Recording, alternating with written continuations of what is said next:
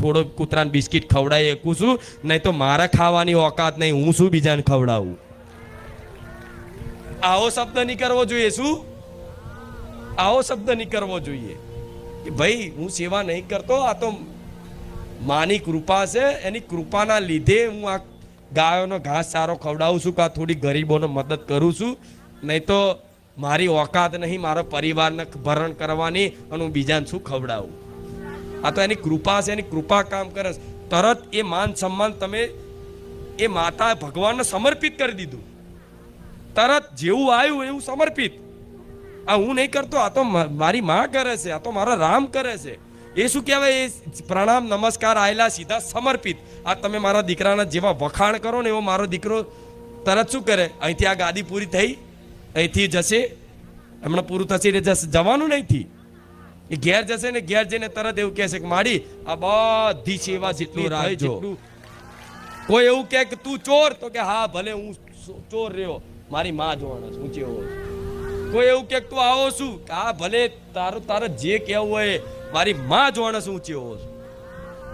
તારા કહેવાથી હું ફરક નહીં પડવાનો, હું નહીં બદલાવાનો. બોલ આ શું ખોટું? આ તમને શીખવાડું છું, કેમ કે ભક્તિના માર્ગે આવ્યા છું. બધું બહુ કે છે દારૂ પીને પડ્યા રહ્યો, કોઈ નહીં બોલે. પણ દારૂ પીધેલો વ્યક્તિ દારૂ છોડીને ચોલ્લો કરીને ભક્તિ કરતો થશે ને દુનિયા મેણા મારશે.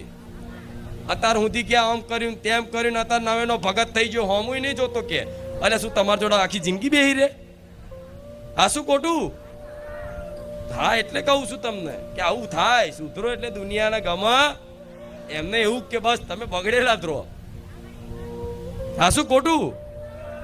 હા એટલે આ બધી શીખ એટલે માટે આલું છું કે જીવન છે, હજુ આગળ બધું બહુ થશે. હજુ તો ચોક ખબર છે, હજુ તો એવો સમયગાળો આવશે વચ્ચે કે વિશ્વાસ હોવા છતાંય, શું માતાજી પર પૂર્ણ વિશ્વાસ હોવા છતાંય સેવા નામ જપ કરતા નવાઈની વાત છે. આ જેનો જેટલો વિશ્વાસ વધાર એના જીવનમાં એટલી કષ્ટો વધાર.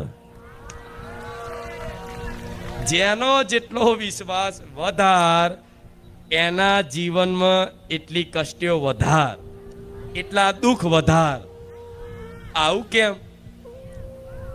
આવું એટલે કે આ દુઃખ જ તમને મારા સમીપ લાવતું જાય છે. જો ગુમડું થયું હોય ને એ જ મીઠું કોક નાખે. મલમ લગાવવાની જગ્યાએ ઉપર મીઠું ભભરાવે. અલે માડી અહીં દુખે છે, તું એક તો મીઠું ચો નાખે. એ મારા નહીં સહન થતું, નહીં થતું, નહીં થતું. એમ એક દાડો નાભીથી એકદમ આહ ભરીને રડી જાવ ને કે માં હવે સહન નહીં થતું, હવે પતી ગયું.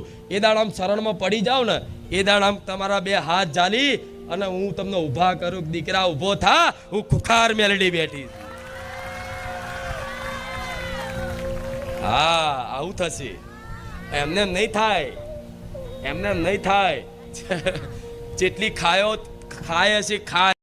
કોઈ થારીઓ લઈને પાછળ પડ્યું 4-5 જણા અને સપનામાં તમે બરોબર દોડો છો અને પેલા 4 જણા તમારી પાછળ એવા લાગ્યા છે ઉભો રે મારી જ નાખવા હતા અને તમે જીવ બચાવીને દોડો છો.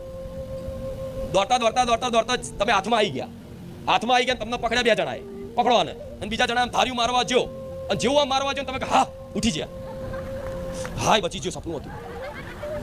પરસ્યો થઈ જાય. તમને એવું લાગે જાણે હાથ ચૂકલું કોક મારવા આવ્યું હતું.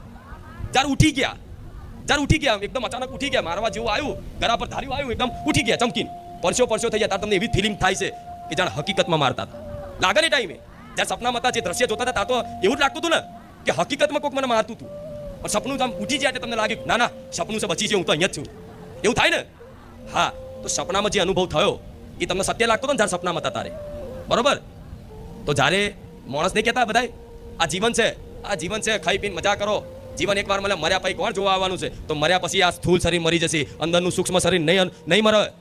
જેમ સપનામાં અનુભવ કરો છો ને કે કોઈક ધારીઓ લઈને મારવા આવ્યા અને 4 જણા મારું ડોકું કાપી નાખતા હતા, એ જ સૂક્ષ્મ